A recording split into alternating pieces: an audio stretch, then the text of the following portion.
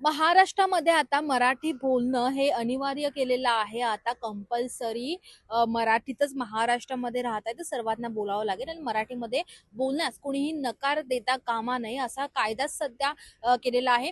फडणवीस सरकारमध्ये हा निर्णय घेण्यात आलेला आहे. त्यामुळे जे लोक महाराष्ट्रात राहतात, परप्रांतीय असतील किंवा बाहेरच्या राज्यातील नागरिक असतील, त्यांना देखील आता मराठीत बोलणं हे अनिवार्य केलेलं आहे. त्यामुळे आपण पाहूयात की जे लोक आहेत, नागरिक आहेत, त्यांच्याकडे प्रतिक्रिया जाणून घेऊयात की मराठी का बोललं पाहिजे किंवा वारंवार आपल्या मराठी भाषेचा अपमान देखील होत आहे आणि त्याच दृष्टिकोनातून हा निर्णय घेतल्याचं आपल्याला समजतंय. त्यामुळे आपण प्रतिक्रिया जाणून घेऊयात. गोष्ट ऍटलीस्ट लोकांना माहित तरी पडेल. कारण की इवन माझं पण घ्या की मी कोणत्याही पर्सनला भेटतो तर हिंदी बोलतो आपण. एक प्रोफेशनल वे मध्ये लाईक इंग्लिश बोलायला लागते आपल्याला. बट समोरचा पण महाराष्ट्रीयन असतो, आपण पण महाराष्ट्रीयन असतो, आपण मराठी बोलतच नाही. ज्यावेळेला आपण त्याला विचारतो ना त्याचं नाव काय आहे, त्याच्यानंतर आपण बोलतो. तर हे ऍक्च्युली आपलं स्वतःचा पण प्रॉब्लेम आहे. तर त्यांनी केलेलं आहे, राज्य सरकारने केलेलं आहे, तर खूपच चांगली गोष्ट आहे.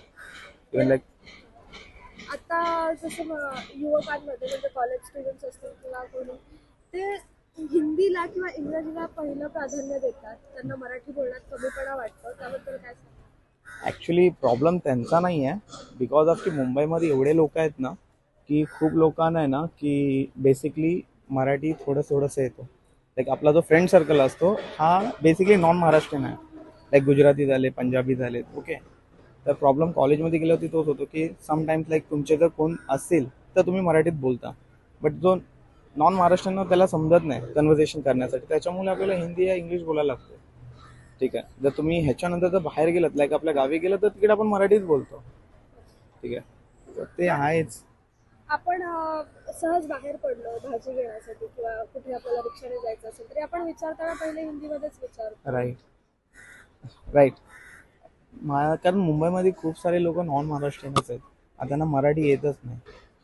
ठीक आहे. प्रॉब्लेम तो आहे की इवन आता आम्ही पण लाईक माझं स्वतःच आहे तर मी पण सर्वांशी आता मराठीतच बोलतो. पहिलं मी माझी ओळख सांगतो. मी मनसेमध्ये आपण महाराष्ट्रात राहतोय, छत्रपती शिवाजी महाराजांच्या भूमीत राहतोय. तर मला तर वाटतंय की इथे मराठीच अनिवार्य म्हणजे एक पाहिजे. का तर दुसऱ्या राज्यात गेलं तर त्यांच्या भाषेनुसार आणि त्यांच्या वागण्यानुसार आपल्याला वागावं लागतं. मग आपल्या राज्यात आपली मराठी भाषा का नको? आपल्या मराठी माणसाला का लाज वाटते मराठीत बोलायची? अरे आपण एक माच करायला पाहिजे की आपण मराठी आपल्या मायभूमीमध्ये संत होऊन गेलेत, मराठी माणसं कितीतरी होऊन गेलेत. डॉक्टर बाबासाहेब आंबेडकर साहेब होऊन गेलेले, कितीतरी थोर पुरुषांनी मराठी माणसासाठी झटलेले आहेत. मग आपण का या मराठीसाठी पाऊल उचलत नाही? का डावललं जात आहे? शेवटी एक पक्षाचा एक भाग घेतो. सन्माननीय श्री राजसाहेब ठाकरे जे मराठीसाठी लढतायत, आज त्यांनाच कुठेतरी तुम्ही डावलताय. शेवटी आज सरकारने जेवढा निर्णय घेतला तो राजसाहेबांचाही कुठेतरी वाटा आहेच, म्हणून मराठी भाषेला प्राधान्य भेटतंय. आणि हो, गर्वच नाही तर माज आहे मी मराठी असल्याचा. आणि इथे महाराष्ट्रात कोणी दादागिरी केली बाईंनो तर मनसेकडून प्रत्युत्तर भेटेल. आणि जिथे जिथे मराठी भाषेचा अपमान होईल तिथे आम्ही लाद बसवणार आणि मनसे स्टाईलने कारवाई करणार. एवढंच बोलतो.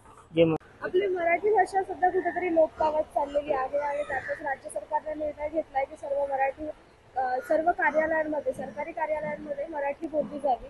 तर त्याबद्दल काय मत आहे तुमचं?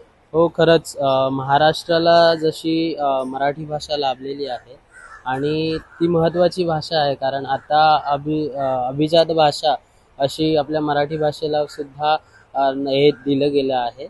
आणि सोबतच गर्व असला पाहिजे मराठी बोलण्याचा आणि स्वाभिमान सुद्धा असला पाहिजे. कारण आपण कुठेही जातो तर सर्रासपणे हिंदीमध्ये पहिल्यांदा विचारलं जातं कुठेही गेलो तर. पण आपण आवर्जून महाराष्ट्रात जर राहत असू तर महाराष्ट्रातल्या कानाकोपऱ्यामध्ये मराठी भाषा ही बोलली पाहिजे आणि गर्व असावा. पण सध्या आता आताची जी युवा पिढी आहे त्यांना मराठी बोलण्यात कुठेतरी कमीपणा वाटतो, तर त्याबद्दल काय सांगतो?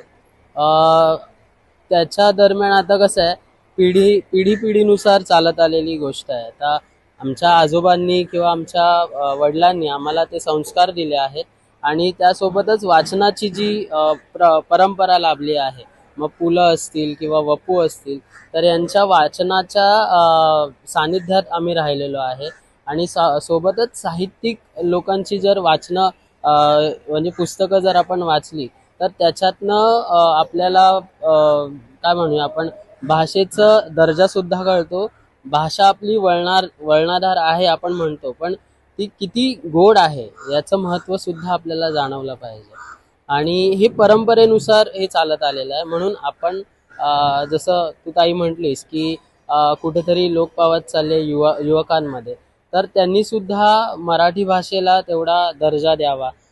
पालकांनी सुद्धा त्या मराठी भाषेला तितकाच दर्जा द्यावा आणि सोबतच युवकांनी सुद्धा. बरं आहे, चांगला डिसिजन आहे, करायलाच पाहिजे. मराठी वाढवलं पाहिजे, मराठीत सगळ्यांनी बोललं पाहिजे. मराठीची आपल्याला गरज आहे. पण कुठेतरी तरुण पिढीची मराठी भाषा विसरत चालली आहे. हो, येस, त्याच्यावर विसरत चाललेली तुमचं आहे. काय मत आहे? तरुण पिढीला आता पालकांनीच हे करायला पाहिजे की मराठी घरात बोललं पाहिजे, बोललं गेलं पाहिजे. मराठीची गरजच आहे ना, तर लोप पावेल, नष्ट होईल मराठी भाषा. त्यासाठी सगळ्यांनीच, तुम्ही चांगला उपक्रम आहे, सगळ्यांनीच मराठीमध्ये बोललं पाहिजे. पण आता लहान मुलांनाच आपण इंग्रजी मीडियम शाळेत टाकतो, तिथे मराठी हा विषयच नसतो. तर त्याबद्दल काय मत? ओके, इंग्लिश शाळेमध्ये शिकू देत त्यांना, पण घरामध्ये तुम्ही मराठीमध्ये त्यांच्याशी बोललं पाहिजे, तरच मराठीचं. सगळी गव्हर्नमेंट काय सगळीकडेच मराठीत बोलले पाहिजे. आपणच चुकतो ना, आपणच पहिले हिंदीमध्ये सुरुवात करतो. कॉर्पोरेटमध्ये आपणच पहिले हिंदीत सुरुवात करतो. आपण ऑफिसमध्ये, कॉर्पोरेट लाईफमध्ये तरी हिंदी किंवा इंग्लिश भाषेचा प्रयोग करतो. पण आपण रोजच्या जीवनात सहज बाहेर पडलो तरी आपण भाजी घेण्यासाठी किंवा दुकानात गेलो, आपण पहिले हिंदीच भाषेचा प्रयोग करतो. याबद्दल काय सांगणार? चुकीचं आहे ना. आपणच सुरुवात, मी तुम्हाला तेच बोललो ना, का आपणच सुरुवात मराठीतूनच केली पाहिजे. आपणच भैयाला विचारतो कितने मेदी आहे, आपणच सुरुवात मराठीतून केली पाहिजे. पहिले कोणी ॲड्रेस विचारला तरी आपण त्याला हिंदीत सांगायला सुरुवात करतो किंवा इंग्लिशमध्ये सांगायला करतो. आपण मराठीतूनच सांगितलं पाहिजे ना. आपली भाषा आपणच जपली पाहिजे. पण ही जपण्यासाठी काय केलं पाहिजे असं वाटतं? जास्तीत जास्त मराठी बोललं पाहिजे. जिथे जिथे जमेल तिथे मराठीच बोललं पाहिजे आपण, जेवढ्या लोकांना. म्हणजे आता तुम्ही मराठी बोलतात, पण आपल्या बाजूबाजूला मराठी बसलेले असेल तरी एकमेकांशी हिंदीत बोलतात. हा अनुभव असतो. सध्याची युवाची पिढी आहे, जसे कॉलेज स्टुडंट्स असतील किंवा शाळेत जाणारी मुलं असतील, हे मराठी बोलणं फार कमी बोलतात. म्हणजे त्यांना मराठीत बोलणं कमीपणा वाटतो. त्याबद्दल काय सांगणार? चुकी पालकांची आहे ना. ते पहिले प्रायोरिटी इंग्लिश मिडियमला देतात, मराठीला नाही देत. आता मी जिल्हा परिषदवाला आहे, त्यामुळं मराठी बाराखडी आत्ताच्या मुलांना माहिती पण नसेल बाराखडी काय असते. त्यामुळे पालकांनी ते जपलं पाहिजे का मुलांना मराठी शिकवली पाहिजे. जसं तुम्ही म्हणालात की इंग्लिश मिडियमला प्राधान्य देतात पालक आजचे, तर याचमुळे आपल्या ज्या सरकारी शाळा आहेत, मराठी मिडियमच्या ज्या शाळा आहेत, ह्या कुठेतरी बंद होत चालल्या आहेत. त्याबद्दल तुमचं काय मत आहे? आता इंग्लिश पण गरजेचं आहेच मुलांना, असं नाही बोलत, पण मराठीचे धडे हे आपल्याला आपल्या पालकांनी दिला. आपण आत्ताचं का पहिले आई शिकवायचे, आता ABCD शिकवतात. हा फरक झालेला आहे की नाही. आता जुगजुग गाडी नाही शिकवत. आता पालकांनी बदललं पाहिजे, तेव्हा मुलं बदलतील ना.